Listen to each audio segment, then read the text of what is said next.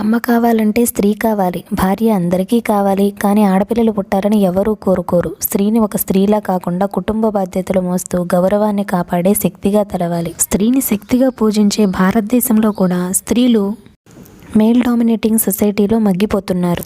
దీనికి ప్రధాన కారణం ఆడపిల్లల తల్లిదండ్రుల ఆలోచన విధానమే. ఆడపిల్ల పుట్టగానే తల్లిదండ్రులు అమ్మాయి పెళ్లి కోసం కట్న కానుకల కోసం దాస్తూ ఉంటారు.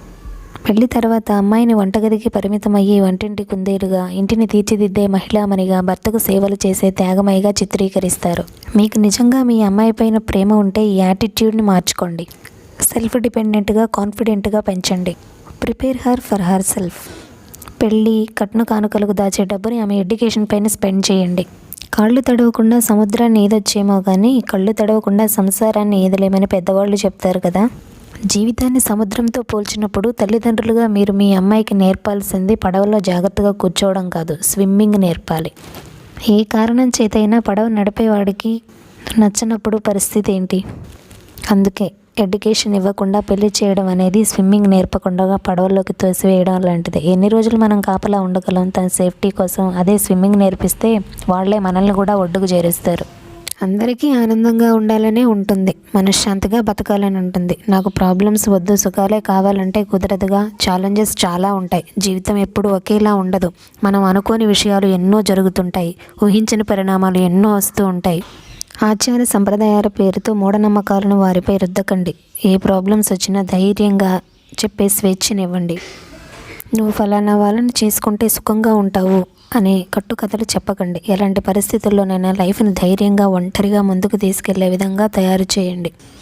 చిన్నప్పటి నుంచి ఆడపిల్లలకి గుడ్ గర్ల్ సిండ్రోమ్ని ఇంజెక్ట్ చేసి వారిని ఇంటికే పరిమితం చేయడం ఎంతవరకు కరెక్ట్? ఇలాంటి వాతావరణంలో పెరిగిన ఆడపిల్లలు దేన్ని బయటికి చెప్పలేరు. ఈ ప్రాబ్లంని బయటికి చెప్తే నన్ను తప్పుగా అనుకుంటారేమో, ఇష్టపడరేమో, కోప్పడతారేమో, కంప్లైంట్ చేస్తారేమో, పంచాయతీ పెడతారేమో, పేరెంట్స్ బాధపడతారేమో, ఫ్యామిలీ పరువు పోతుందేమో అనుకుంటూ కాలం వెల్లదీస్తారు. అయితే ఇక్కడ అమ్మాయిలు కొన్ని విషయాల్లో స్ట్రాంగ్గా ఉండాలి. ఇంట్లో వాళ్ళు మనల్ని ఎప్పుడూ ఆనందంగా ఉంచడానికి ట్రై చేస్తారు కాబట్టి లోకమంతా అలాగే ఉంటుందనే భ్రమలో ఉండకూడదు. నవేడేస్ పెళ్ళి చాలా కమర్షియల్ అయిపోయింది. టూ మచ్ క్యాలిక్యులేటివ్గా చేస్తున్నారు. ఈ రోజుల్లో బయట అందరూ అవకాశం కోసం ఎదురు చూసేవారే. ఎదుటివారు సరిగ్గా ట్రీట్ చేయకపోతే ఖచ్చితంగా అర్థమయ్యేలా చెప్పాలి. సరేలే ఫోన్లే అనుకోకూడదు, తప్పు చేయకూడదు. అలా అని కావాలని ఎవరైనా మన విషయంలో ఇరికించడానికి ట్రై చేసినప్పుడు సైలెంట్గా ఊరుకోకూడదు.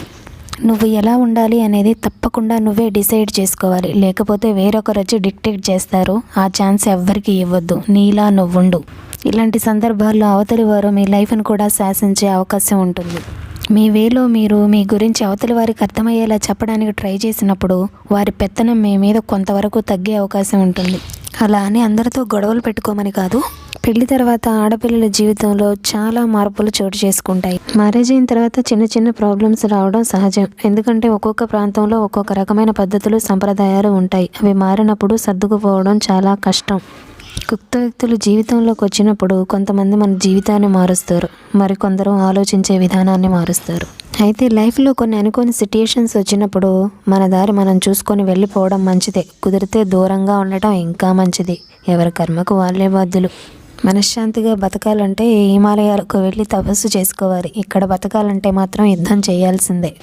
ఇలాంటి సందర్భాల్లో నమ్మకాన్ని మార్చుకొని నిజాన్ని ఎదుర్కొని ముందుకెళ్ళాలి. మితిమీరిన నమ్మకం చాలా ప్రమాదకరం. నమ్మకం ఎంత బలపడితే నమ్మక ద్రోహం అంత గట్టిగా తగులుతుంది. లైఫ్లో కష్టాలు మనకు పాఠాలు నేర్పించడానికి వస్తాయని గుర్తుంచుకోండి. కష్టాలు మన సామర్థ్యాన్ని బయటకు తీస్తాయి. సుఖాలు మన బలహీనతలను బయట పెడతాయి. ప్రతి మనిషి తాను చేసిన తప్పులను బీరువాలో బాండు పత్రాల్లో దాచుకొని ఇతరులు చేసిన తప్పులను మాత్రం ప్రచార పత్రాల్లో వీధిలో ప్రచారం చేస్తూ ఉంటారు. అందుకే ఒక అమ్మాయి సుఖంగా, సంతోషంగా ఉండాలి అంటే ముందుగా వారి పేరెంట్స్ ఆలోచన విధానం మారాలి. ఆడపిల్లలకి కోట్లు కట్నాలు ఇచ్చి పంపిస్తే సుఖంగా, సంతోషంగా ఉంటారు అనుకోవడం తల్లిదండ్రుల వెర్రి భ్రమ మాత్రమే. లక్షల్లో ప్యాకేజీలను చూసి కోట్లల్లో కట్నాలు ఇచ్చి సూపులు పడకండి. చివరిగా వీడియో మొత్తం ఒక్క మాటలో చెప్పాలంటే, మీరు నిజంగా మీ అమ్మాయి సుఖ సంతోషాలను కోరుకున్నట్లయితే అబ్బాయి గుణగణాలను, వారి తల్లిదండ్రుల ప్రవర్తనను బట్టి అమ్మాయికి ఒక అబ్బాయిని సెలెక్ట్ చేయండి. అన్ని విషయాల్లో సమదృష్టితో చూడండి, సమన్యాయం చేయండి. I take pride of being a woman.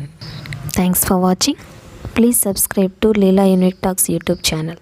మీ అభిప్రాయాన్ని కమెంట్ బాక్స్లో కమెంట్ చేయండి.